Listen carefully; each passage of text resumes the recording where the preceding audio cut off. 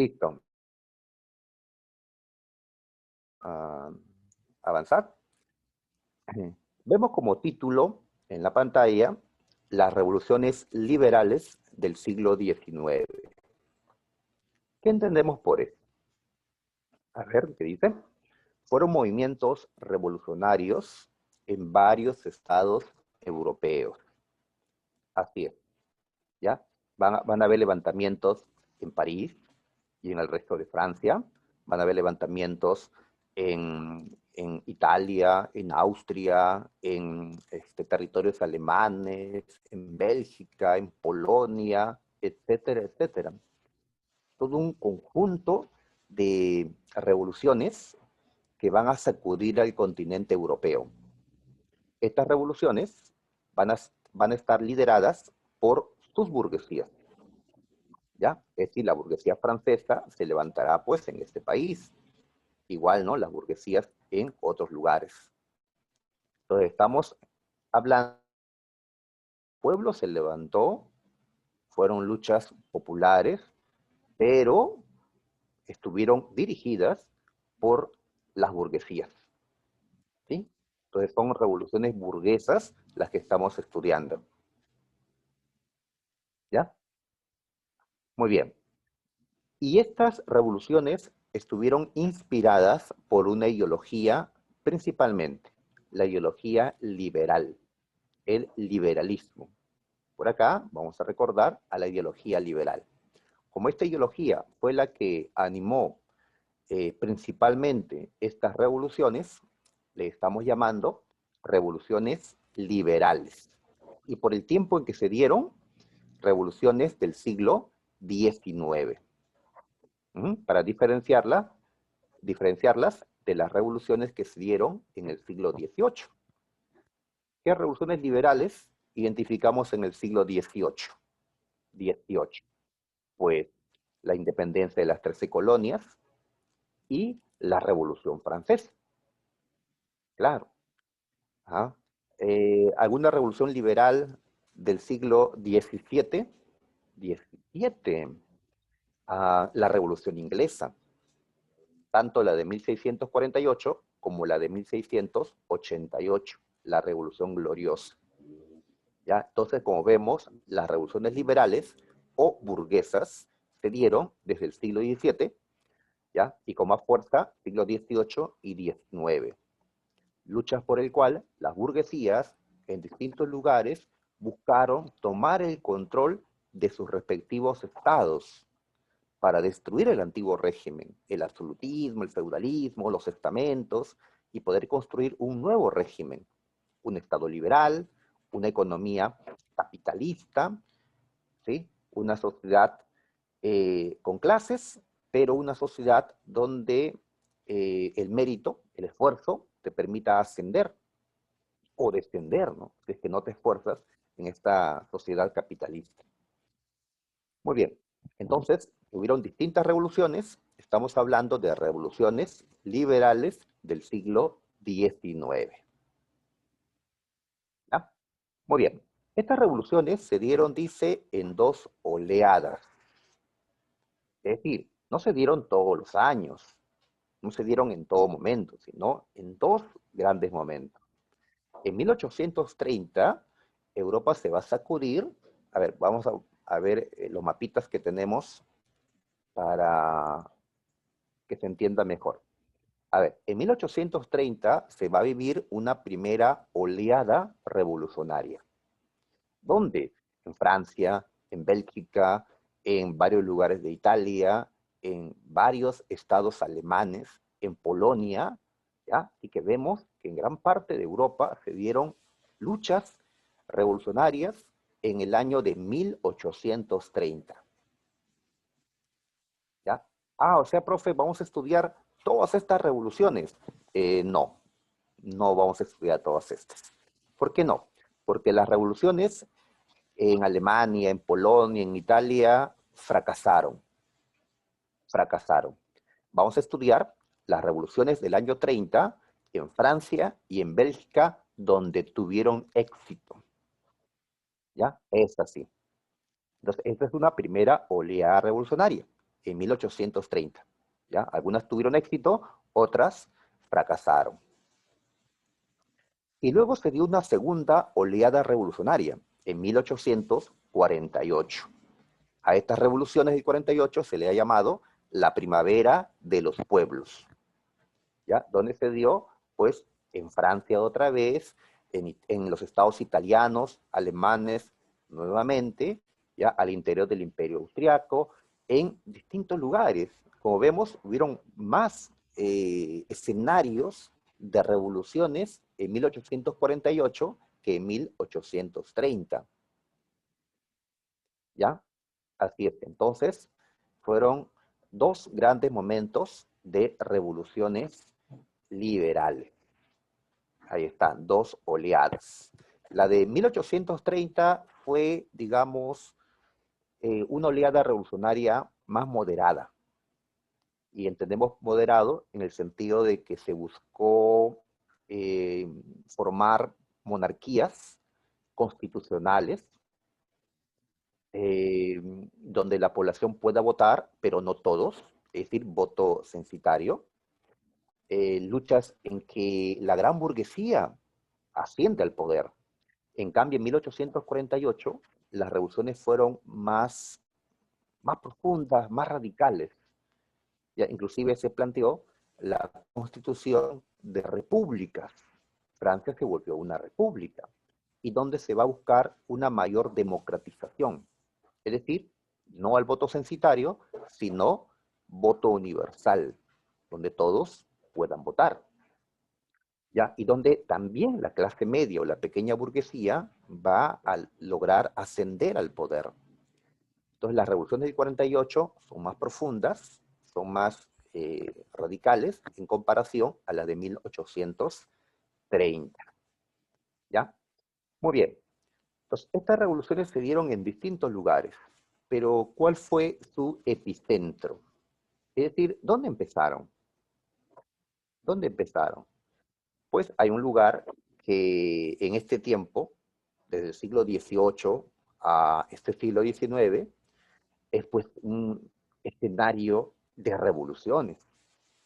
Francia, Francia, así es. Y dentro de Francia destacamos pues a la ciudad de París, donde en 1789 ya se había vivido la revolución o la toma de la Bastilla. Entonces, ahora París vuelve a ser pues el epicentro de estas luchas. La revolución de 1830 empezó en París y se extendió pues a gran parte del continente europeo, ¿ya? Igual con la revolución de 1848. ¿Ya? Entonces, Francia va a ser pues el centro de estas revoluciones. Además que en Francia las revoluciones triunfaron. En cambio, en otros lugares, sobre todo en Europa Oriental, las revoluciones van a fracasar. Van a fracasar. Muy bien. Listo. Veamos ahora cuáles fueron las causas generales de estas revoluciones. A ver, años antes, entre 1814 y 1830, pues lo que Europa estaba viviendo era el retorno al antiguo régimen, ¿sí? En ese periodo que habíamos llamado la Restauración. Los monarcas habían recuperado su poder. Tal vez no eran totalmente absolutistas como antes, pero tendían a eso, a recuperar plenamente su poder. Y estos reyes no querían cambios, querían que el antiguo régimen se mantenga por siempre.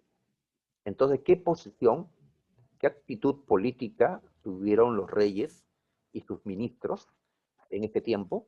Pues una actitud conservadora. ¿Ya? Entonces acá nos preguntamos, ¿qué es esto? ¿Qué significa conservadurismo? ¿Ah? ¿Qué significa que estos reyes y sus ministros eran conservadores? Pues el conservadurismo significa una tendencia política en la cual se quiere mantener el statu quo, es decir, que se conserve el orden existente, la situación que se mantenga tal como está.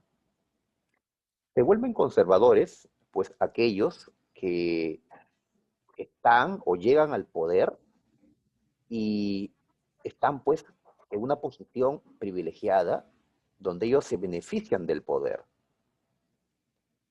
Entonces, en este caso, los reyes y sus ministros eran conservadores, porque ellos tenían el control y querían que las cosas se mantengan así. En cambio, la burguesía no era conservadora. La burguesía estaba abajo, la burguesía quiere cambios, quiere ascender al poder, la burguesía era liberal. Entonces, acá van a chocar una burguesía liberal contra unos reyes conservadores. Los liberales quieren cambios, los conservadores quieren que las cosas se mantengan tal como están. ¿Ya? Ahora, más adelante, cuando la burguesía ya llega al poder y tenga el control, pues muchos burgueses se volvieron conservadores. Como ya tenían el control, ahora no querían perderlo o cambios más profundos. ¿Ya? Entonces, más adelante, ya los obreros más radicales se enfrentarán a los burgueses y los burgueses allí se van a mostrar conservadores. Pero eso después. Por ahora, la burguesía es liberal. ¿Ya? Quiere cambio, define las libertades. Los reyes, con sus ministros, son conservadores. En ese conservadurismo se destaca, por ejemplo, a un ministro austriaco que había dirigido el Congreso de Viena, que había dirigido la Santa Alianza, espero lo recuerden. ¿Cómo se llamó este austríaco? Se llamó Metternich. Metternich. Ajá, este personaje muy influyente en la política internacional europea luego de la caída de Napoleón Bonaparte. La era de Metternich es esta restauración que estudiamos la semana pasada, o hace un par de días nada más, creo. ¿Ya? Muy bien. Listo. Entonces, las revoluciones liberales se dan contra el conservadurismo, ¿ya?, de los monarcas de este tiempo. Las revoluciones liberales se dan contra este intento de los reyes por restaurar el antiguo régimen. Y la Revolución Francesa había sido derrotada, eliminada, aunque no totalmente, ya había que traerla de vuelta. Por eso se van a dar nuevas revoluciones, ¿ya? Para recuperar esas libertades que se habían perdido durante la restauración. ¿Ya? ¿Y quiénes son los que van a dirigir esta lucha? La burguesía. Y para este tiempo, estamos ya casi a mediados del siglo XIX, pues las burguesías habían crecido en toda Europa, ¿no? Entonces, más numerosos, con mayor riqueza, ¿ya? Con mayor, pues, deseo de tomar el control político y, pues, modernizar sus estados. Así que el desarrollo de las burguesías, ¿ya?, también, pues, son causa de las revoluciones liberales, como preguntó la Universidad de San Marcos. ¿Qué ideologías animan estas revoluciones?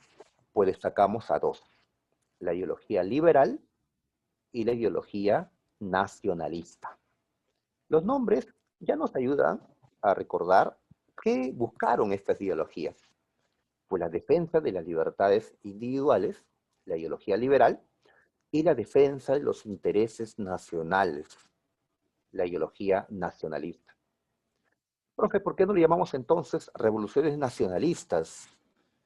Porque en estas revoluciones, a pesar que ambas ideologías estuvieron involucradas, la que va a pesar más va a ser la ideología liberal. ¿Ya? Por eso el nombre que le estamos dando. Sin embargo, la ideología nacionalista también está presente, porque ellos no van a luchar solo por sus libertades personales, ellos van a luchar también por su patria, por su nación. Porque consideraban que esto que estaban haciendo era lo mejor para su nación, para su país. Y como lo vimos en la Revolución Francesa, cuando llevaban la bandera tricolor o cuando cantaban la Marsellesa, este hermoso himno, pues estaban defendiendo también a la nación francesa frente pues al ataque de naciones extranjeras. ¿Ya? Muy bien. Ahora, en estas revoluciones también se suman otros movimientos ideológicos o hasta literarios como el romanticismo y el socialismo, que veremos después, pero vamos a destacar al liberalismo y al nacionalismo. ¿Ya? Muy bien. Entonces, nos preguntamos o recordamos mejor qué cosa es esto del liberalismo, porque vamos a repetirlo y repetirlo el día de hoy. ¿Qué es esto de liberalismo? A ver, este concepto ya les di antes. Dice, es una ideología burguesa, ¿sí? Es una ideología eh, construida por la burguesía. Esto no significa que solamente sea de los burgueses. No, la población de menos recursos también se va a contagiar de la ideología liberal, ¿ya? Pero es una ideología que sobre todo va a buscar los intereses de la clase burguesa, porque la burguesía a través de esta ideología va a llegar al poder y va a defender aquello que más quiere, la propiedad privada. Una ideología burguesa que va a defender las libertades individuales. Así es. ¿Cuáles son nuestras libertades individuales, muchachos? Si leemos el artículo 2 de la Constitución peruana, tenemos ahí pues una relación de nuestras libertades. Claro, algunas libertades que se restringieron en este tiempo de la pandemia, pero están allí, ya, pronto los vamos a recuperar completamente. Las libertades individuales, ajá, la igualdad ante la ley, todo esto que fue reconocido en la Declaración de Derechos del Hombre, o en las constituciones, en el Código Civil Napoleónico. El liberalismo, pues, ha defendido estas cosas.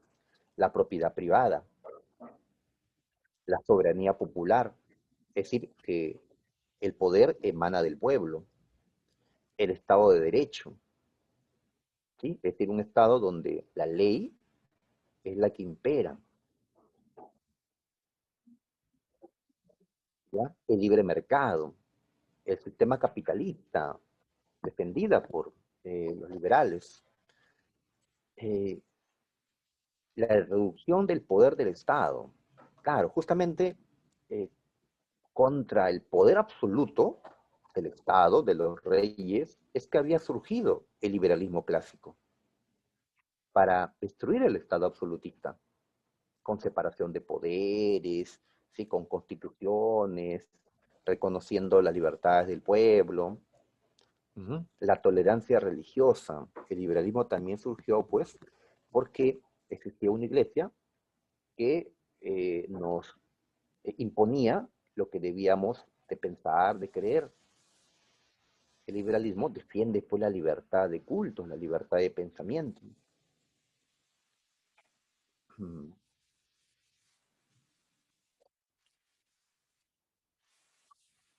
Bueno, sí, ya me están comentando en el chat que estamos en una situación diferente, pues, en la que, claro, se están restringiendo las libertades, eh, ya considerándose, pues, que en estos momentos es más importante la cuestión de la salud, la cuestión de las vidas, que a libertades, ¿no? De reunión, de movilización de parte de la gente para que pueda ejercer esa protesta natural que tenemos, ¿no? Y claro, los poderosos pueden aprovechar esta situación, ¿no? Mm, Habría que pensar, ¿no? ¿Qué es más importante en este momento, ¿no? Complicado. Muy bien. Ahora centrémonos en Francia, que es nuestra protagonista. A ver, ¿qué había pasado con Francia? A ver, recordamos que en 1813 había sido derrotado Napoleón Bonaparte y este tuvo que abdicar. Con eso había terminado el llamado imperio, el primer imperio francés. ¿Ya? ¿Y quién asumió el poder en Francia en ese momento? Pues lo asumió un Borbón, un miembro de la familia Borbón llamado Luis XVIII, que era hermano de Luis XVI, el que fue decapitado en la Revolución Francesa. Y con ese Luis XVIII había empezado la restauración del antiguo régimen en Francia. Sin embargo, como no se podía de manera radical, total, eliminar todas las libertades que Francia había adquirido en tiempos de la Revolución, el régimen de Luis XVIII era absolutista, pero no plenamente. Era, digamos, un régimen algo moderado. ¿Ya? Sin embargo, se murió Luis XVIII y asumió la corona de Francia su hermano Carlos X. Carlos X. ¿Ya? Él es otro Borbón, hermano de Luis XVIII y de Luis XVI. Ahora él asume la monarquía francesa. Y si su hermano Luis había sido moderado, ¿cómo va a ser Carlos X? Pues va a ser más absolutista. Él va a querer restaurar plenamente la monarquía absoluta en Francia. Es decir, va a buscar poner fin a las libertades que aún conservaban los franceses. Por eso, la revolución que vamos a comentar ahora no se dio contra Luis XVIII, sino contra Carlos X, porque su absolutismo va a ser más chocante con la burguesía y con el pueblo de Francia. Contra él se va a dar la revolución francesa de 1830. ¿Ya? Muy bien. Entonces, mencionamos eso como causa, el terror blanco. ¿Ya? Terror blanco. ¿Qué es esto? A ver, lo de blanco es por la bandera de los Borbones. La familia Borbón utilizaba una bandera blanca, ¿ya? Y si la bandera blanca era de la familia Borbón, también era la bandera de Francia, porque Francia estaba dominada por la familia Borbón, ¿ya? Muy bien, entonces cuando decimos terror blanco, nos referimos a una política de persecución, de represión, que hicieron los Borbones, ¿ya? Contra los liberales que se oponían a esta política absolutista de los Borbones. ¿Ya? El terror blanco es el terror de los Borbones en Francia, contra los liberales. No confundan este terror blanco con el gobierno del terror de Robespierre, de los jacobinos, durante la Revolución Francesa. Este fue otro terror que aplicaron los de la pequeña burguesía, los jacobinos. ¿Ya? Algunos lo han llamado terror rojo a eso, para diferenciarlo de este terror blanco, que es de los Borbones contra la burguesía, contra los liberales, el terror. ¿Ya? Muy bien, entonces esto también es causa para la lucha de 1830. Pero siempre hay algo puntual, algo que termina siendo el detonante, es decir, algo grave que se da en cierto momento que genera que estalle una revolución. ¿Qué es esto? Pues a ver, veamos. Dice las ordenanzas de Saint-Cloud, que aprobó el rey Carlos X en Francia en 1830, en julio de 1830. Estas ordenanzas desencadenaron la revolución de 1830. ¿Ya? Entonces, la causa inmediata de la revolución. ¿Qué había pasado? A ver, se había eh, elegido una Cámara de Diputados para el Parlamento francés. Sí, Francia tenía un parlamento, a pesar que Francia tendía hacia el absolutismo, tenía un parlamento. La idea es, pues, mantener un parlamento para que se crea que esto no es una monarquía absoluta, ¿ya? Sin embargo, lo que buscaban ellos, pues, es tener pleno control sobre el parlamento, que los diputados, los senadores que allí se encuentren, pues, sean aliados del rey. Pero ¿qué pasó en 1830?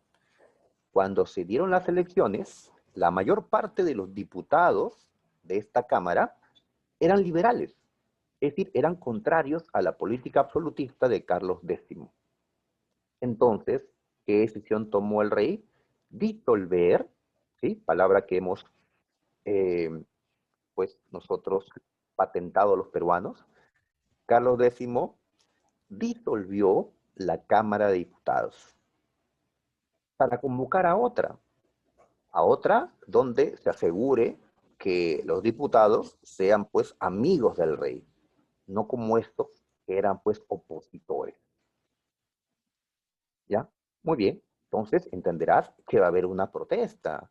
Para callar esa protesta había que eh, silenciar a la prensa, que muchas veces, pues, es la que agita, ¿no?, con lo que publican a las masas. Así que en las ordenanzas también se suspendió la libertad de prensa. ¿Ya? Pues los periódicos ya no van a poder publicar, a menos que pidan autorización. ¿Ya? Entonces en esto el rey, pues, examinará, no, esto que van a publicar no me agrada, así que no lo publica. Tiene que haber consentimiento del Estado para publicar a partir de ahora. ¿Ya? Esto, pues, es algo que hizo que hasta periodistas como Thiers se levanten en defensa de la libertad de prensa, una de las libertades, pues, ¿no?, que tenemos. Muy bien.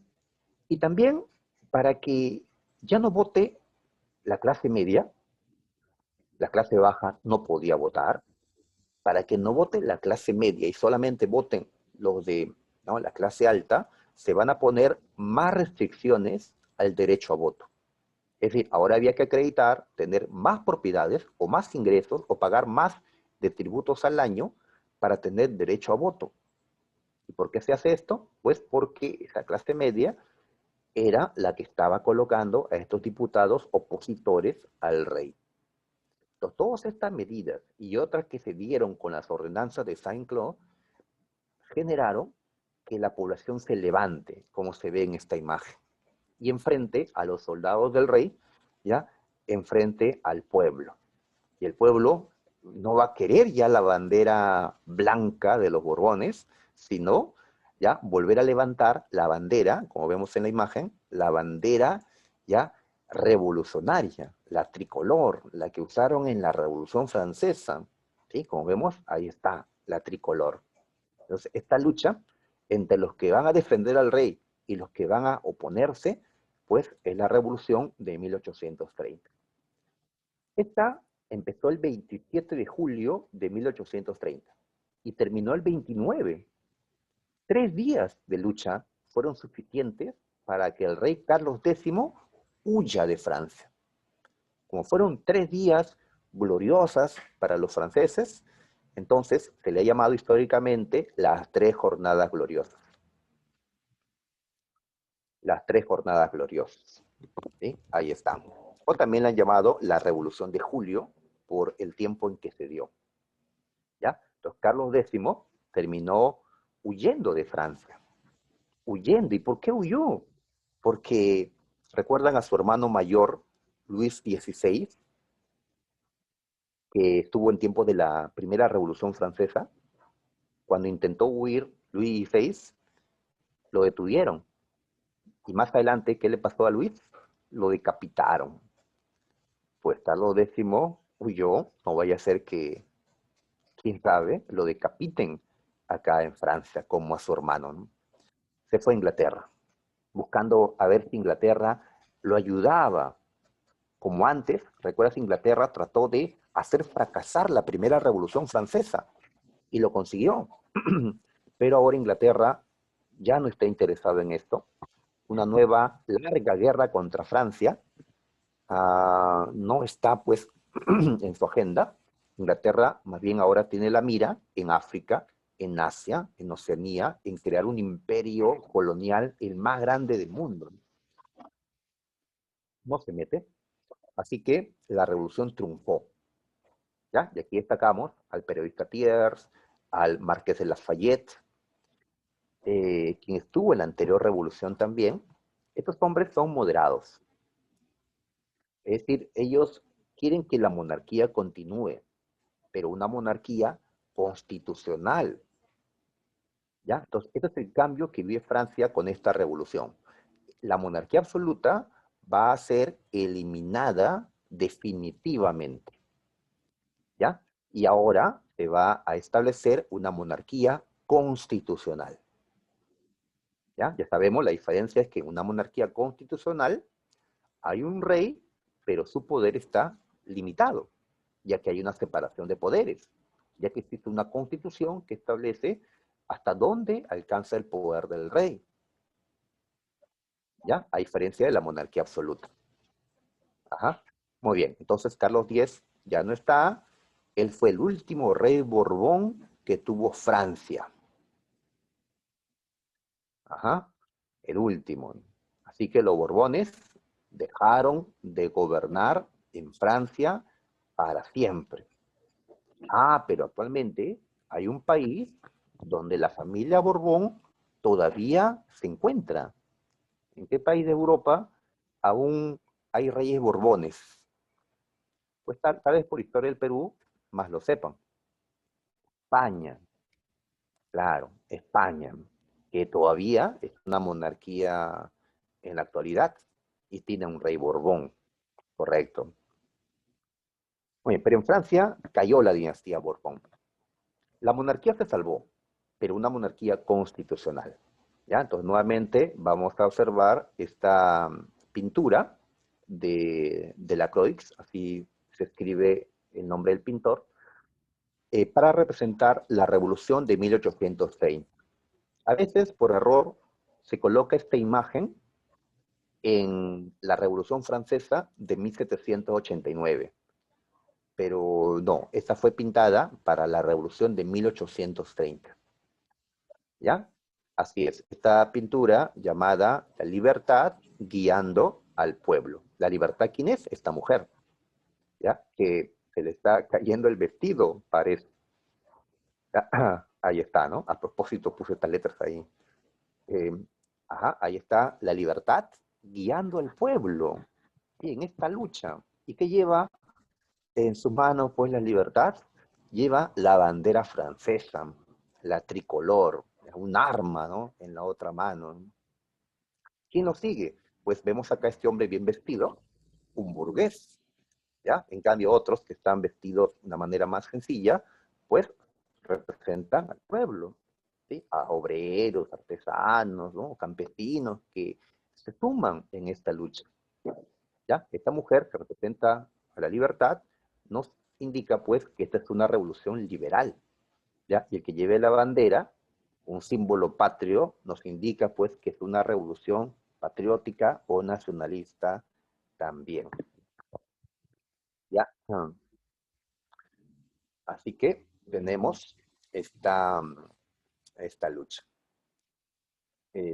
Muy bien, ahí está la pintura. Nos quedamos aquí. A ver. Entonces, un nuevo rey ahora aparece, Luis Felipe de Orleans, ¿ya? Este personaje con peinado de Elvis Presley, parece, este de acá, que va a ser nombrado Luis Felipe I. ¿Ya? Siempre hay un numerito para los monarcas. Este era un Orleans. Y a pesar que los Orleans estaban emparentados con los Borbones, como una rama menor de la familia, una rama secundaria mejor, pues es un Orleans. ¿Ya? Así que los Borbones quedaron atrás. Un rey. Le llamaron el rey burgués. ya que una revolución burguesa lo había llevado al poder. O también le llamaron el rey de las barricadas, porque fue una lucha, ¿no?, popular, ¿no?, detrás de barricadas, las que le permitió ser rey. Ujú. Muy bien, fue el rey de los franceses. Ahora, ¿quiénes van a apoyar a este rey? La gran burguesía, es decir, la burguesía o los empresarios que tenían, pues, ¿no?, mayores capitales, mayores propiedades. Por eso entendemos que este va a ser un régimen moderado, no un régimen radical, sino moderado, porque la gente que más tenía estaba, pues, en este, ¿no?, régimen, ¿ya?, junto al rey. Ajá. Por eso, ¿qué tipo de voto se aprueba en este tiempo? ¿El voto universal o el voto censitario? Pues el voto censitario, aquel voto en la que solo participan aquellos que acrediten propiedades. En cambio, el voto universal es para todos, no importa si tienes o no propiedades. Un régimen moderado. El que sea moderado será motivo para una nueva revolución más tarde, en 1848. Ahí está. Y esta pintura, por cierto, ¿qué representa también? ¿Ah? ¿Qué vemos aquí? Vemos a la bandera de los Borbones, ¿ya?, flameando, pero como ya empezaron las luchas, las 3 jornadas gloriosas, por eso 3 banderas, ¿ah?, al día siguiente se ha roto la bandera borbona y el color azul aparece, que es el trasfondo, no el cielo, ¿ya?, y también la sangre de los revolucionarios al otro extremo, y al tercer día ya la bandera borbona se ha convertido en la tricolor, en la bandera revolucionaria, ¿no? Ahí está, ¿no? ¿Ya? Entonces representa esa pintura las 3 jornadas gloriosas que vimos hace un momento. Bien, esta revolución exitosa de los franceses influenció para que otros también se subleven, ¿ya? Como vimos en el mapa. Ahí está, ¿no? Muy bien. ¿Qué querían los polacos? Veamos el mapita para recordar eso. ¿Qué quería Polonia? ¿Recuerdas? Polonia, que había existido en tiempos del Imperio Napoleónico. Después de la caída de Napoleón, Polonia fue incorporado al Imperio Ruso. Entonces el pueblo polaco, ¿con qué soñaba en este tiempo? Con volver a tener un Estado propio, independiente. ¿Lo lograron? No. Los rusos ya van a hacer fracasar esta revolución polaca. ¿Qué buscaban los alemanes, que están divididos en muchos estados? ¿Qué buscaban los italianos, que están separados en varios estados y sometidos a la autoridad de los austriacos? Pues buscaban romper con esa dependencia y unirse en una sola Italia o acá en una sola Alemania. Pero estas luchas van a fracasar por la intervención, pues, del Imperio Austriaco, del Imperio Ruso o la oposición de Prusia. eh, Así es, ¿no? Van a fracasar. Pero en Bélgica sí va a triunfar. Así que pasemos un ratito a Bélgica. ¿Ya? Aquí está. A ver, recordamos que en el Congreso de Viena, en 1815, se había establecido que Bélgica, que es esta parte sur, eh, integre, se una al norte, a lo que se le conocía como los Países Bajos. De esta manera, el Congreso de Viena creó un Reino Unido de los Países Bajos, ¿ya? Allá en 1815. Este Reino Unido de los Países Bajos incluyó a los Países Bajos, como se le llama hasta el día de hoy, esta parte norte, ¿sí? Algunos le llaman a los Países Bajos Holanda, ¿ya? Pero Holanda es solo una parte de los Países Bajos, no es todos los Países Bajos. Holanda es una región de los Países Bajos. Pero es común que le digan Holanda a los Países Bajos. Entonces, dentro de este Reino Unido estaban los Países Bajos, es decir, la zona norte, también Bélgica, ¿ya? Y también Luxemburgo. Sabemos nosotros que actualmente están separados. Luxemburgo, Bélgica y los Países Bajos son estados independientes. Ajá, pero en este tiempo, el Congreso de Viena lo juntó, ¿ya? Ahí está. Entonces, esto no fue del agrado de los belgas. ¿Por qué no? Porque en este reino de los Países Bajos, los que tenían el mayor control del poder, ocupando ministerios, el parlamento, etcétera, eran los holandeses, es decir, los del norte. Y los del sur, pues estaba más restringida su participación política. Además, en esta necesidad de ingresos, se aumentaron los impuestos a la industria en los Países Bajos. ¿Y qué se dedicaban mayormente a la industria? Pues los belgas. Así es. Cuando estudiamos la primera revolución industrial, dijimos que Inglaterra empezó esta primera revolución industrial, pero Bélgica fue, digamos, el segundo. Bélgica era uno de los que más había avanzado en la industrialización dentro del continente europeo.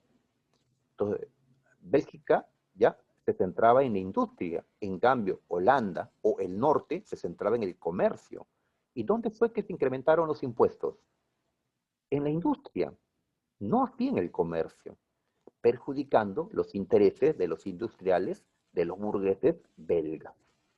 Además, las diferencias entre el pueblo belga, la nación belga y el resto, los holandeses, por ejemplo. ¿Qué diferencias? Diferencias, a ver, acá decimos, religiosas. Los belgas son católicos, católicos. En cambio, los holandeses o los de los Países Bajos son protestantes, calvinistas, ¿ya? Así es. Y el norte quería imponer el protestantismo al sur, chocando con los belgas. O el idioma también. Ajá, en el norte se habla pues neerlandés, ¿ya? Pero en el sur también se habla neerlandés, pero también se habla francés. Y esos que hablaban francés, que eran una gran parte de la población, pues no quería que se les imponga pues la lengua del norte. Entonces, estas diferencias hacían que los belgas quieran separarse, ¿ya? Pero no se animaban. ¿Cuándo recién se animaron los belgas? Cuando vieron que más allá, en Francia, ¿ya? Y por acá París, que está cerca de Bélgica, en París triunfó una revolución, las tres jornadas gloriosas de 1830. Entonces, lo ocurrido en París animó a los belgas para que estos se levanten en Bruselas.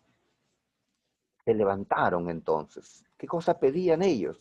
Pedían separarse, independencia. Y así la burguesía de Bruselas ya se enfrentó a los del norte, ya, y lograron independizarse en 1830. Esta fue otra revolución entonces exitosa. Bélgica se independizó hasta el día de hoy, ¿ya? Entonces, actualmente sigue existiendo los Países Bajos, pero los Países Bajos solo corresponde a la zona norte de este reino que hemos visto en el mapa, ¿ya? Los Países Bajos es la parte norte. Bélgica ya se separó. Y más adelante, Luxemburgo también se va a separar de los Países Bajos. ¿Está bien? Entonces, actualmente, esto conforma pues tres estados. Los Países Bajos, Bélgica y Luxemburgo. Muy bien, acá justamente vemos el mapa ya de Bélgica ya independiente. ¿Sí? Ahí está, con Bruselas como capital. Ahí está Bélgica, independizado. Muy bien. Ahora, ¿y qué dijeron? Ah, por cierto, los Países Bajos era una monarquía constitucional o parlamentaria desde años atrás. No era una monarquía absoluta. Y Bélgica, al independizarse, decidió seguir siendo una monarquía parlamentaria. Hasta el día de hoy, Bélgica, como también los Países Bajos, son monarquías parlamentarias o constitucionales. Ellos tienen reyes hasta el día de hoy. ¿Ya? En este caso estamos colocando al rey Leopoldo I de la dinastía Sajonia-Coburgo como pues el rey de Bélgica. Ujú. Muy bien. ¿Y qué pensaron las potencias? Inglaterra, Rusia, que más adelante será Alemania, Francia, Austria, Rusia. ¿Qué opinaron las potencias sobre esto? ¿Se metieron? Ah, ellos aceptaron la independencia de Bélgica con una condición, que Bélgica sea neutral, ¿ya? Cuando se den las guerras, Bélgica mantenga una neutralidad. Así que Bélgica no debía unirse a otro país para una guerra, ni tampoco se le debía invadir a Bélgica porque era neutral. Esto recuérdalo para la Primera Guerra Mundial. ¿Por qué? Porque si recuerdas la Primera Guerra, Alemania empezó la guerra invadiendo a Bélgica. No respetó su neutralidad que fue acordada en este tiempo. ¿Ya? Y al no respetar esa neutralidad, Inglaterra le declaró la guerra a Alemania. Así que un factor de la Primera Guerra Mundial fue justamente la violación de la neutralidad de Bélgica, que se había establecido en este tiempo.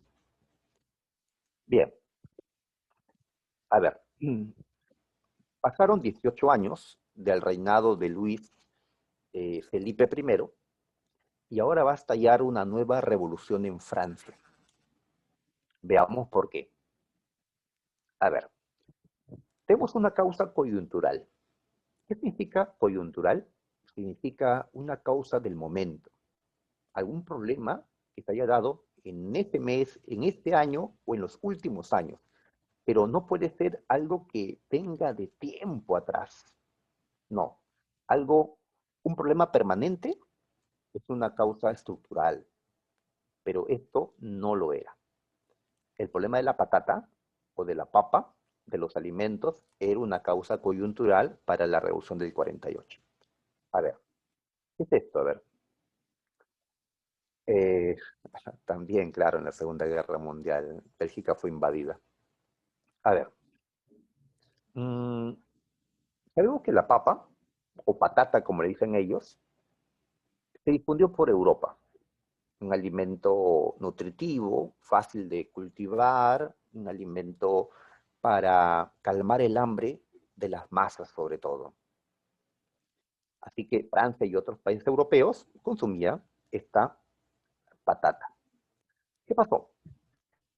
Unos años antes, a la revolución, empezó una plaga, un hongo, comenzó a matar a estas plantas, a estos cultivos de patata.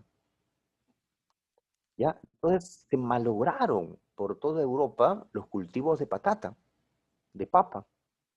Y como este era un alimento fundamental, pues ya afectó también a otros alimentos, pero sobre todo a la papa. Entonces, los europeos van a sufrir escasez de alimento, ya hambre para este tiempo de 1848. Hubieron inclusive hambrunas que mataron cantidad en Europa, como ocurrió en Irlanda. Irlanda, una isla al costado de Gran Bretaña, allí murieron hasta se dice 1 millón de personas por falta de comida. Y otros terminaron huyendo de Irlanda, despoblándose esa isla. A Francia la afectó, ¿ya? Entonces, es un motivo de esta revolución. Otro motivo. A ver, decíamos que el gobierno de Luis Felipe era moderado.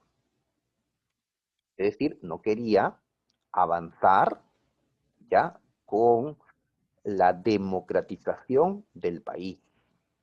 Acá mencionamos que Luis Felipe y la gran burguesía que le apoyaba no querían aperturar la política, abrirla a más sectores sociales. ¿Cómo se abre la política a la gente? Con el derecho a voto. Pero si hay un rey, ¿se elige al rey? No, pero sí se elige a un parlamento y a dos autoridades. ¿Cómo se abre el Estado a todos? Pues con el derecho a voto, con el sufragio universal. Entonces se pide al gobierno de Luis Felipe, ¿ya? Y al parlamento dominado por la burguesía, que se establezca el voto universal,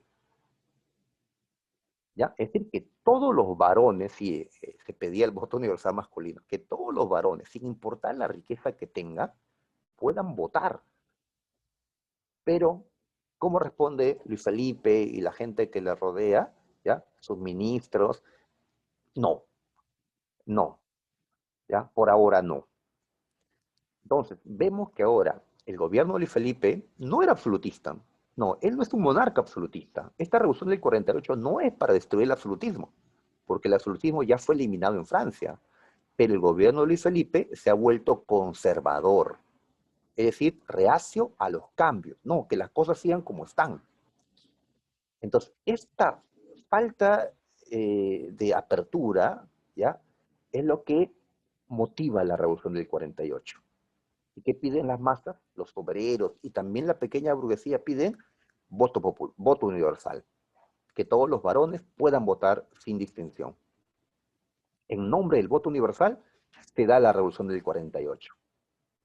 Bueno, fuera que hubieran pedido también para la mujer, ¿no? Pero pues son tiempos machistas todavía, ¿no? Que todos los varones voten.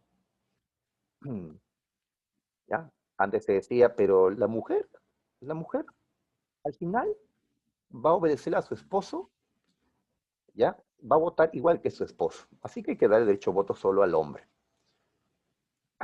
Obviamente que no, ¿no? La mujer tiene sus propias ideas, ¿ya?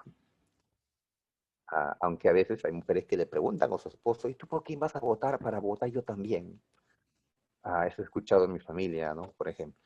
No hagan lo mismo, chicas, ¿ya? Ustedes tienen sus propias decisiones, por supuesto. A ver, entonces, la idea de esta revolución es democratizar a Francia con voto universal, ¿ya? Una revolución más profunda, más radical. Por eso aquí van a predominar los republicanos, convertir a Francia en una república con voto universal. Ahora, como había gente que estaba, digamos, organizando todo esto, el gobierno de Luis Felipe eliminó el derecho a las reuniones políticas, el derecho de reunión. Los grupos políticos se reúnen, ¿sí? Para poder pues, plantear sus ideas, ¿no? Qué cosa hacer, ¿no? En esta lucha política. Pues el régimen prohibió las reuniones políticas. ¿Qué hicieron entonces los revolucionarios de ese tiempo? Crearon lo que se le conoce como la campaña de los banquetes. ¿Qué es esto? O sea, en vez de reunirnos abiertamente en un local partidario, lo cual estaba prohibido, lo que hicieron fue ponerse de acuerdo para ir a un lugar, a un restaurante grande, se sentaban a almorzar y pagaban ya su plato. Y mientras están almorzando, ¿qué están haciendo allí? Pues están reunidos, ¿ya? Hablando sobre política, uno toma la palabra, hace, ¿no? Un discurso en defensa de lo que ellos consideran, o sea, estaban sacándole la vuelta, ¿no? A la prohibición que había hecho Luis Felipe. Estaban haciendo reuniones políticas disfrazadas de almuerzos, ¿sí? Almuerzos. Muy bien. Esta campaña de los banquetes, como se le ha llamado, también fue prohibida por el rey Luis Felipe, porque sabía por Luis Felipe que a través de estos banquetes estaban conspirando contra él. La prohibición de estos banquetes es lo que desata la revolución del 48. Es digamos, el detonante, ¿no? La gota que derrama el vaso, ¿no? Para que empiece esta revolución. O sea que ahora ni siquiera podemos reunirnos de esta manera. Muy bien. Entonces, estalla la lucha. Las ideologías, ya sabemos, liberalismo y nacionalismo, ¿ya? Pero también se hace presente el socialismo, la ideología socialista que veremos la próxima semana. El socialismo, ¿qué es lo que plantea?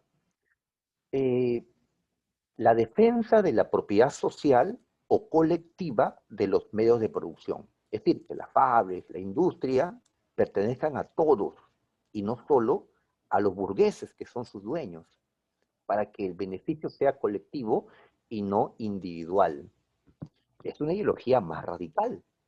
Ellos, los socialistas, no están contentos con la igualdad ante la ley. Eso no es suficiente para ellos. Ya tiene que haber una igualdad económica, una igualdad socioeconómica. Son más radicales. Muy bien, entonces el socialismo, ya estaban los utópicos, y también Carlos Marx, el socialista científico, como se le ha llamado, estas ideas ya se estaban difundiendo entre los obreros. Y otra cosa que también plantea el socialismo es que los obreros deben tomar el poder. ¿Y qué es lo que hemos visto en estas distintas revoluciones? Que la clase baja, los obreros, artesanos, campesinos, etcétera, lo que han hecho es estar en la revolución, pero liderados por los burgueses. ¿Ya? El socialismo le dice a los obreros: ustedes deben dirigir su propia revolución, ustedes deben tomar el poder. Bien, entonces, es una revolución liberal porque la burguesía la dirigió, porque predominaron estas ideas, pero se hizo presente también el socialismo. En febrero estalló la revolución. ¿Ya? En febrero se dio pues esta prohibición de los banquetes, así que estalló la revolución de febrero de 1848. ¿Quién dirigió la revolución? No puede ser la gran burguesía, porque la gran burguesía estaba con el rey. Entonces, quien la dirige fue la pequeña burguesía, ¿ya? La clase media, digamos, para hacerlo sencillo. Ellos, con el respaldo de los obreros, se levantan. ¿Y qué logran? La caída del rey Luis Felipe I y la caída de la monarquía.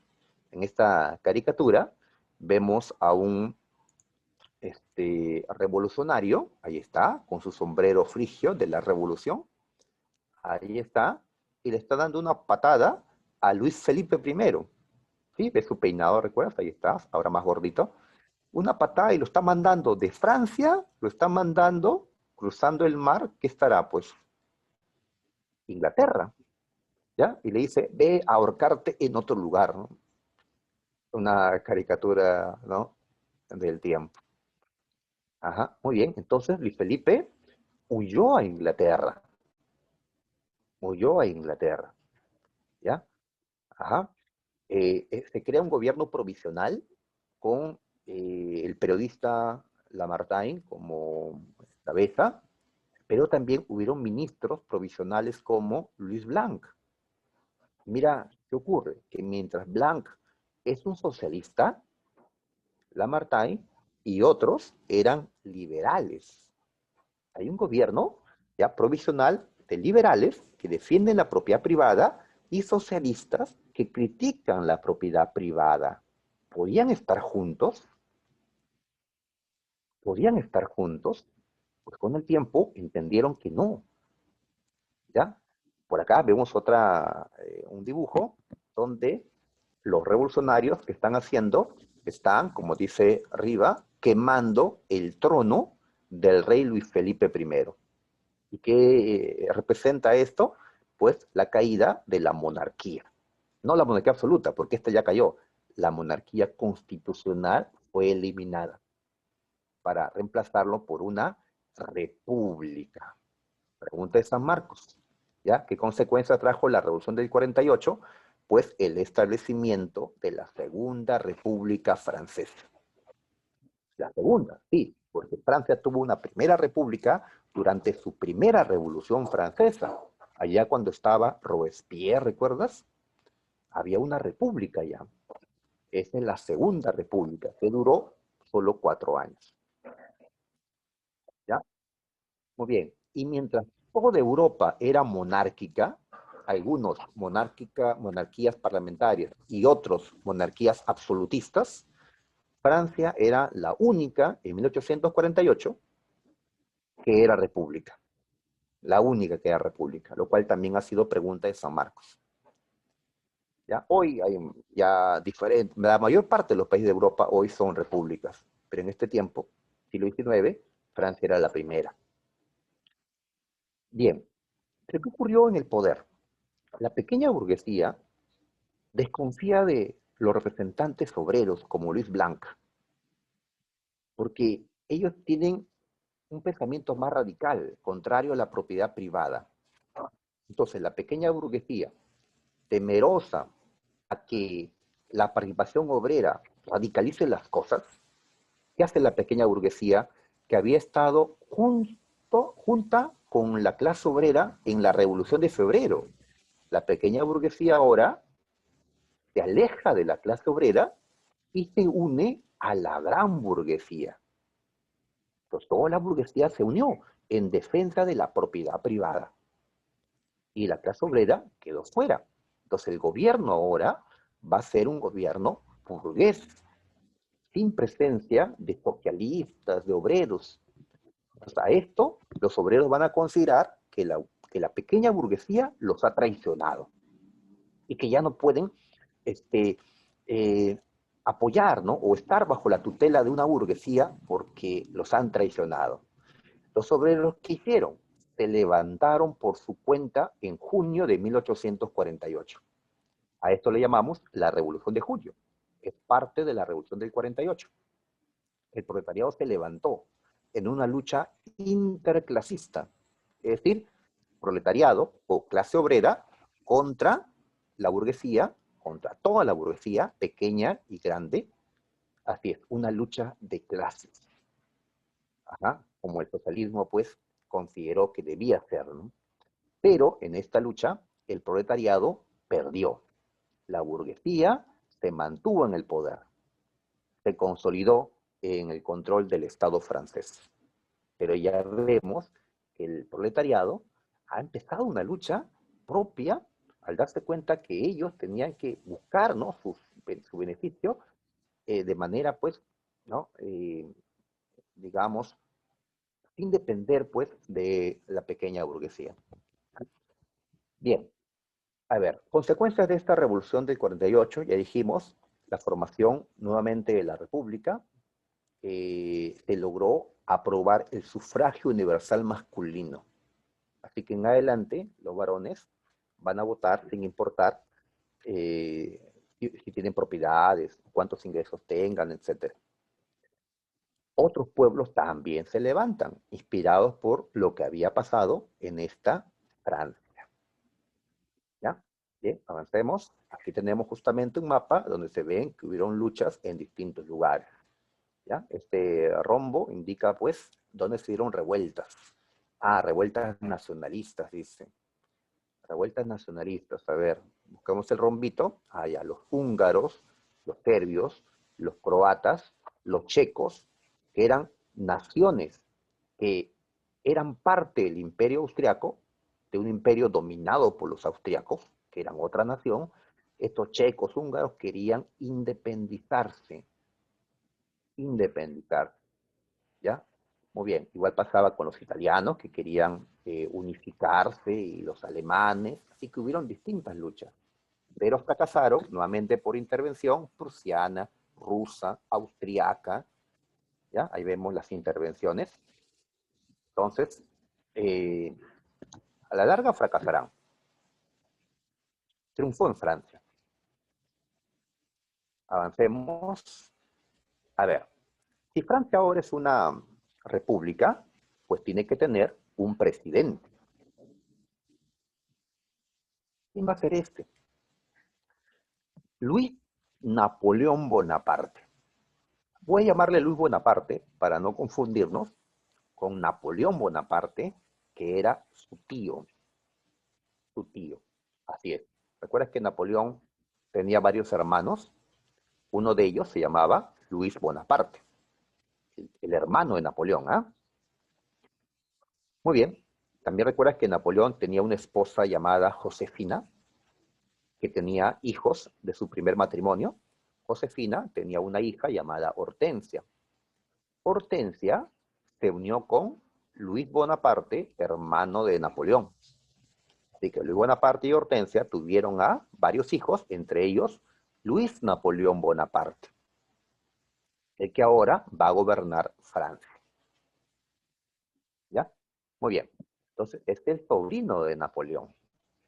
Y como había muerto el hijo de Napoleón, había muerto el hermano mayor de Luis Bonaparte era considerado, pues, por muchos, el heredero de Napoleón Bonaparte, el príncipe Bonaparte.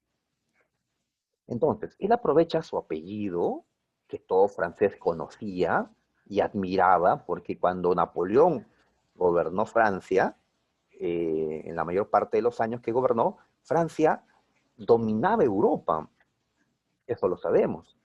Así que los Bonaparte eran famosos y en una república importa que te conozcan.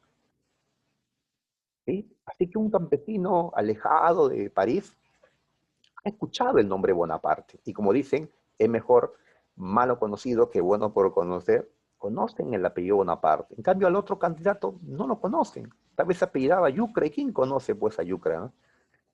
A Bonaparte sí. ¿Ya? Entonces, en las elecciones, con voto universal masculino, Luis Bonaparte ganó las elecciones. Se convirtió en el primer presidente de la Segunda República y en verdad el único presidente de esta Segunda República. Muy bien, ahí lo vemos al costado. Él también es moderado, ¿ya? Él va a apoyarse pues en la burguesía.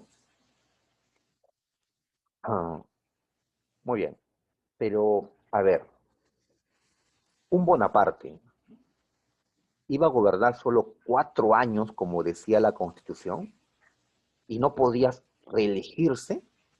No, un Bonaparte siempre quiere estar pues años en el poder, como Napoleón, ¿ya? ¿Recuerdas que Napoleón fue cónsul? ¿Ya? ¿Qué hizo? Se volvió cónsul vitalicio y luego emperador. Pues este Luis Bonaparte no podía quedarse atrás. En memoria de mi tío, algo hay que hacer. ¿Qué le pide Luis Bonaparte a la Asamblea Nacional, al Parlamento francés? Le pide que aprueben la reelección inmediata. Es decir, que él pueda ser candidato para las elecciones y tener un segundo gobierno continuo. Pero la Asamblea que dice, no, no, es peligroso, ¿ya? Que un hombre tenga el poder tanto tiempo, ¿no? No. ¿Qué termina haciendo Luis Bonaparte? Disolviendo la Asamblea Nacional, el Congreso francés, a través de un golpe de Estado. Ah, pero si eres el gobernante y hace el golpe, esto me suena más bien a un autogolpe, como el que hizo Fujimori cuando disolvió el Congreso en 1993. Un autogolpe, porque era el presidente también. Entonces, ahora, con un mayor poder, este presidente Luis Bonaparte, pues eh, se proclama en 1852 emperador de los franceses. Emperador. Este hombre funda el segundo imperio francés y se hace llamar, ahora que es emperador, Napoleón III. Napoleón II era el hijo de Napoleón I, el hijo que tuvo con María Luisa, una princesa austriaca, pero ese Napoleón II, que no llegó a reinar, ya ha fallecido, entonces este se hace llamar Napoleón III. Y con la fuerza que ha adquirido y con un plebiscito que hace a los franceses, logra ratificar, pues, el segundo imperio francés, como para eh, pues emular, ¿no? Grandes momentos cuando Napoleón Bonaparte gobernaba en el primer imperio francés. Entonces, muchachos, en poco tiempo, Francia ha cambiado de la monarquía absoluta, monarquía constitucional, república, imperio. Acá les dejé pues una esquemita de todos los cambios políticos que Francia ha tenido a lo largo de estos 100 años de historia. ¿Ya? Desde que se dio la primera revolución francesa hasta estos años, ¿ya? Un montón de cambios políticos. Francia se ha transformado tantas veces que de broma decimos pues que Francia le ha ganado a Goku en transformaciones, ¿ya? Y acá falta todavía, porque la actual Francia se llama la Quinta República. Ajá, y en este esquema nos hemos quedado en la tercera, ¿ya? Muy bien, ahí está entonces como para que no se pierdan y recuerdan pues cada transformación política que tuvo Francia. ¿Sí? Acá están las revoluciones, del 30, del 48, acá da, ¿no?, el golpe Luis Bonaparte y así, hasta que cae Luis Bonaparte y ya empieza la Tercera República. Correcto. Bien, vamos a dejar las revoluciones liberales para hablar ahora sobre el nacionalismo. A ver, muchachos, ¿qué es esto?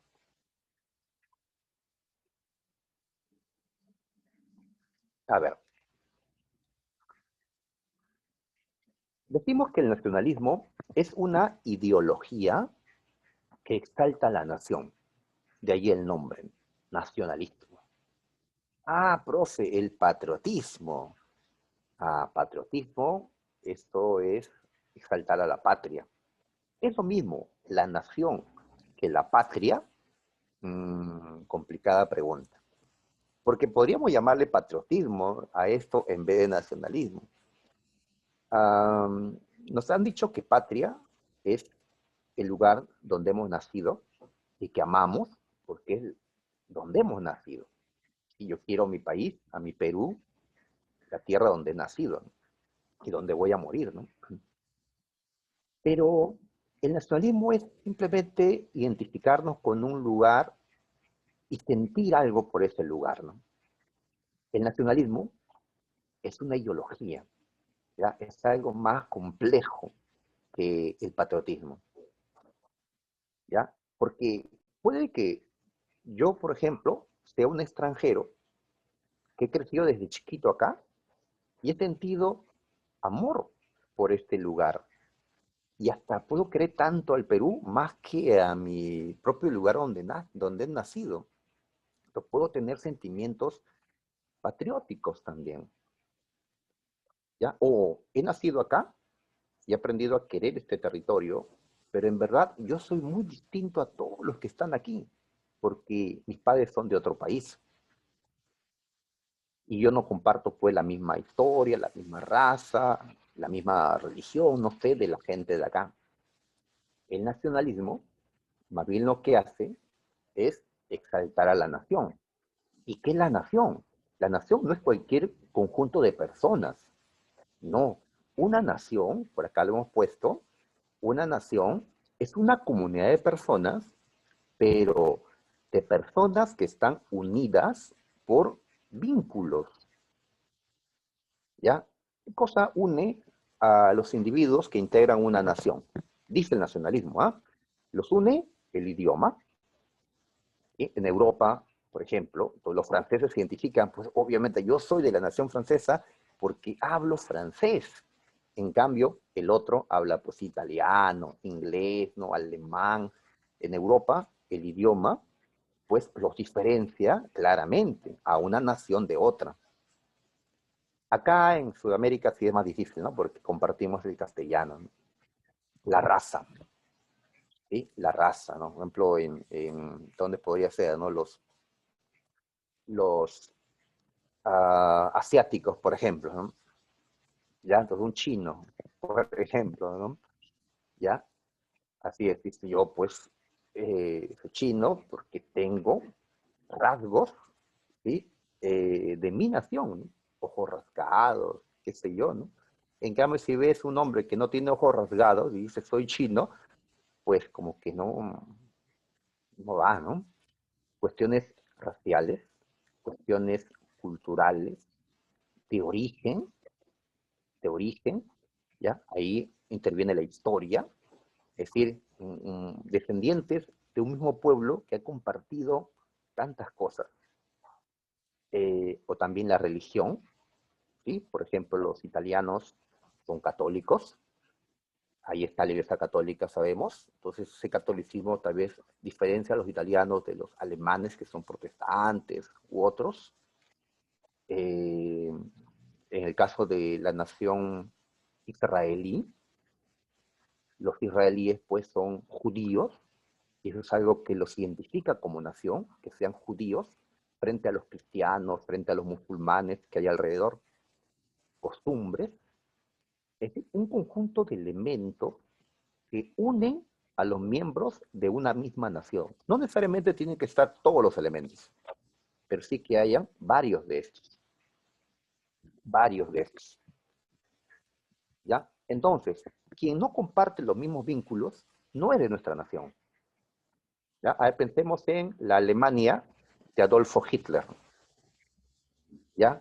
Hitler decía, pues, alemanes son los de la raza aria, los de raza aria, que comparten una lengua alemana, una cultura, un origen, etc. Pero dentro de la Alemania de Hitler vivían muchos judíos que eran de otra religión, de otras costumbres, de otro origen, etc. Entonces Hitler consideraba a los judíos que vivían en Alemania, que habían nacido en Alemania como parte de la nación alemana, no los consideraba. Entonces, para ellos la nación alemana era los de la raza aria. La raza judía o semita, no. Entonces tenemos un concepto de nación, pues, diferente a ese que dice, pues, nación son todos los que viven, pues, en el país, ¿no? No. Acá se menciona que esta gente tiene que tener estos vínculos. ¿Ya? Entonces pasa que hay países que tienen una nación homogénea, es decir, todos comparten los vínculos. En cambio hay otros países donde la gente no comparte. ¿Por qué no? Porque hay países multinacionales, donde viven descendientes de diferentes naciones. Perú, por ejemplo, es un país multinacional. Por eso somos tan variados. En cambio hay países más homogéneos, porque es una sola nación la que se integra allí. ¿Cuál es el problema con Europa de estos años? Que cuando se establecieron las fronteras en el Congreso de Viena, no importó colocar las fronteras para separar a una nación de otra. No, eso no se hizo, no se tomó en cuenta a las naciones. ¿Ya? Por ejemplo, dentro del Imperio Austrohúngaro convivían varias naciones. O la nación italiana estaba dividida en varios estados. ¿Ya? Entonces, estas circunstancias generaron que el nacionalismo se desarrolle con fuerza en el siglo XIX. ¿Ya? Y aquí vemos tipos de nacionalismo. A ver, vamos a un mapa nuevamente. Acá, a ver. Tipo de nacionalismo. A ver, veamos al Imperio Austriaco. En el Imperio Austriaco convivían varias naciones. Aparte de los austriacos, estaban los serbios, croatas, checos, etc. Muy bien, ¿y qué pasa si se llevan mal las naciones?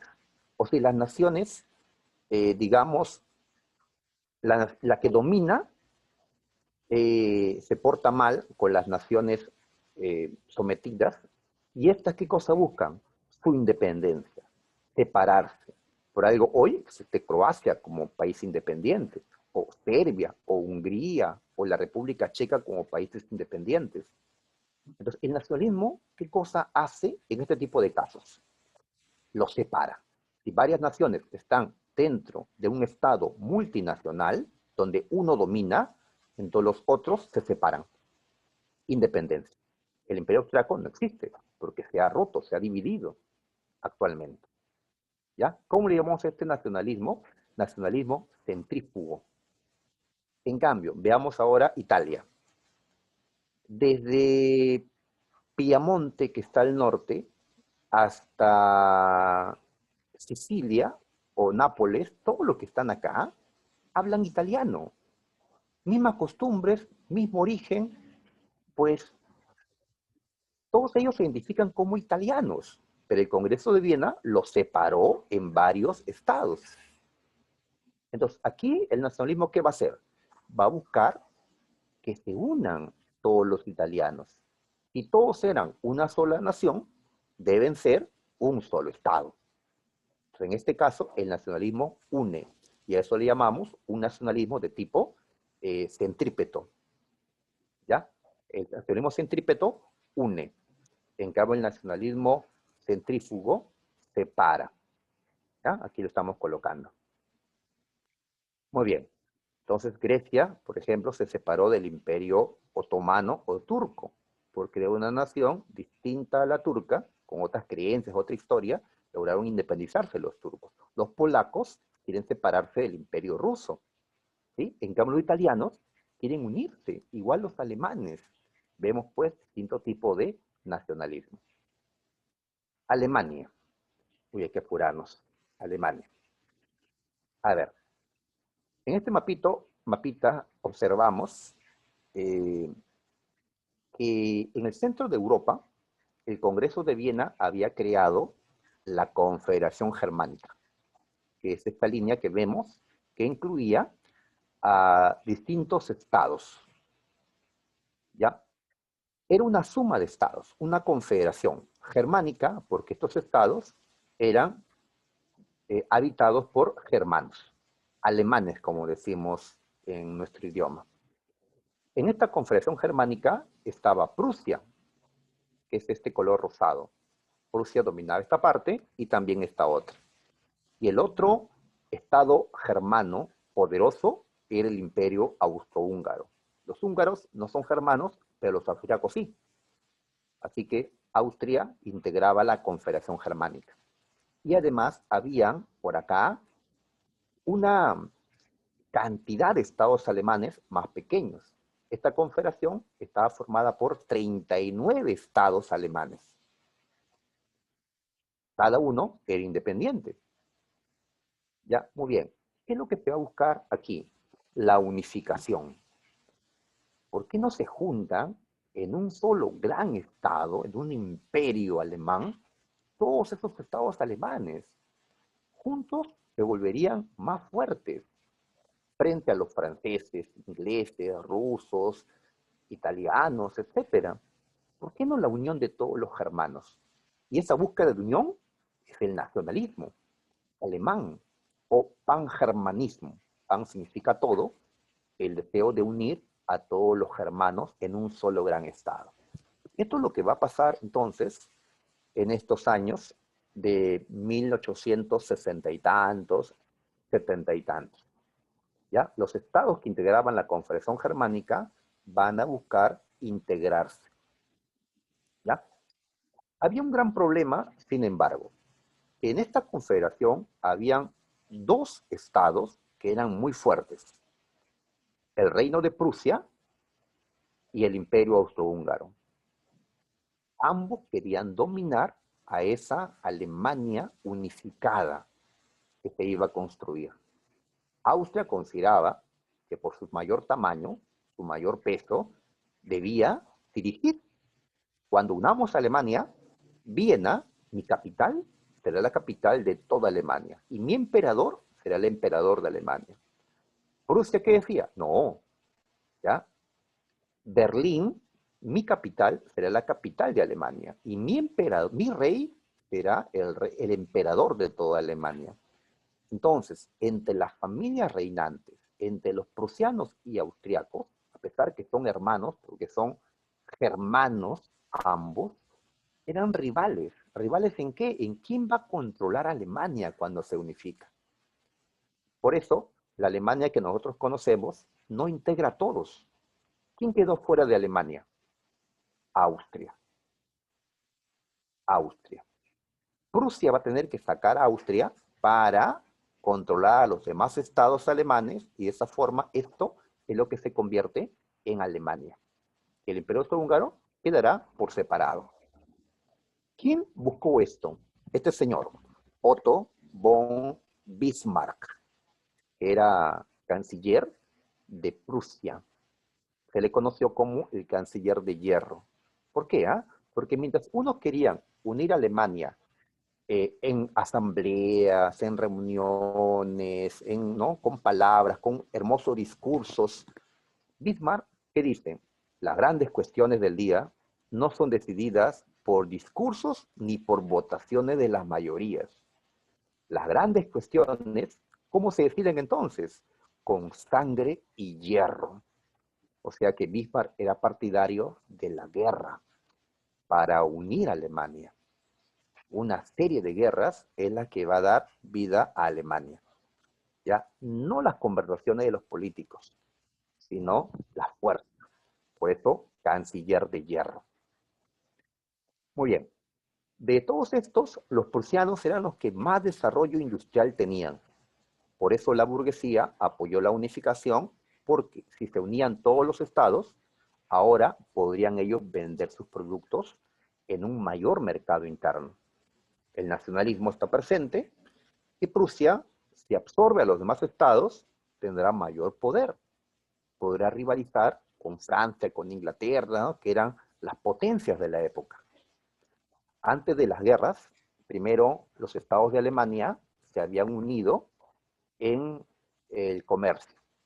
Habían eliminado los aranceles que se cobraban entre ellos. A esto se le llamó Zollverein, una zona de libre comercio entre los estados alemanes. Pero aquí no incluyeron a Austria. Prusia ya lo impulsa y no incluye a Austria. A ver, guerras. Uy, no hay tiempo.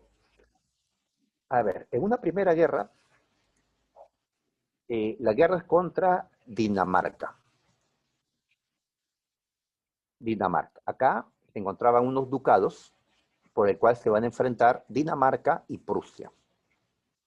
¿Ya? Austria apoya a Prusia, derrotan a Dinamarca en la guerra de los ducados y se reparten ambos ducados. ¿Sí? Por acá lo hemos señalado. Este ducado de Schleswig, bueno, así se lee, para Prusia y Holstein para Austria, los ganadores de esta guerra. Sin embargo, Prusia no le deja a Austria controlar Holstein. Rusia le está buscando la guerra a Austria. Terminan peleando en la llamada guerra austro-prusiana. ¿Ya? ¿Por qué la pelea? Para ver quién de los dos va a dominar a la Confederación, es decir, a los demás estados alemanes. Y Prusia venció a Austria. ¿Ya? Venció a Austria. Y así Prusia tomó el control, dice, de los estados alemanes del norte. Faltaba controlar a los estados alemanes del sur. Como todo esto asusta también a Francia, al ver el crecimiento del poder prusiano, Prusia se opone a esto y termina enfrentando a Prusia, la guerra franco-prusiana de 1870. ¿Ya?